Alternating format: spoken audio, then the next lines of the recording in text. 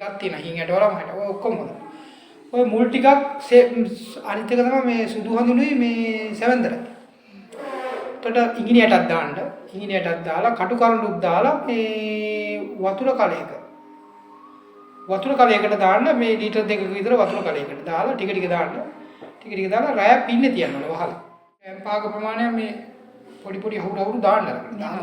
ඔව් දාලා මේ උදේට මේ පෙරලා ගන්න ඕනේ. රැයට පින්නේ තියෙන. වතුර කලයට දාලා මොකවත් කලදන්නේ නැහැ. ඒක තමයි බොන්න ගන්න ඕනේ. ඒතර ඇල්කලයින් එනවා. ඒවා. ඒතර pH එකේ හදන්න පුළුවන්.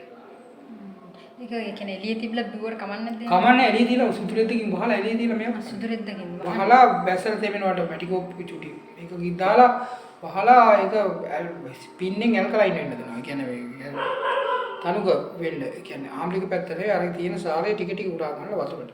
ඊට පස්සේ ඒක පොඩ්ඩ. ඒක කොඳු අමාරුට කොක දිනවා. හරියම.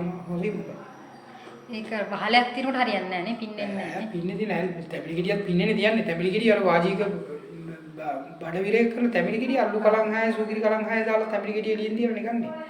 පින්නේ වහලා කපලා ඒක ඇස්ස වහලා බේත් ටික ඇතුළේ දාලා පින්නේ දිලා ගන්න ගොඩක් තියෙන වැඩියට ගන්න. ගොඩක් එළියේ ඔය පින්න කියන එක මානම එකක් ඔය තියෙන්නේ මේ අපේ පින්න තියෙන සීතල. සීතලත් එක්ක හරි රසායනයක් පොඩි වැඩියක් නෙමෙයි ගොඩක් වෙනවා. රසායනයක් වගේම රසායනයක් වෙනවා. අපි කොහොමද දැනගන්න රැයට වැහැලා නම් එහෙම නේද? ප්‍රශ්නයක් නැහැ තෙවෙන්නේ නැහැ. කලින්ට වැසට කමන්නේ වහලනේ.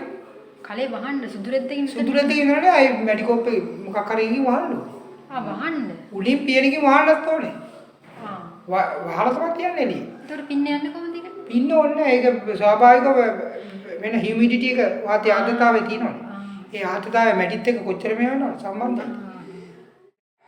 කොහොම හරි මැට කලේ මේක භාවිතා කරන්න ඒක හොඳයි කොඳු අමාරුවට. කොන්දේ අමාරුවට ඕගොල්ලෝ අමාරුවට.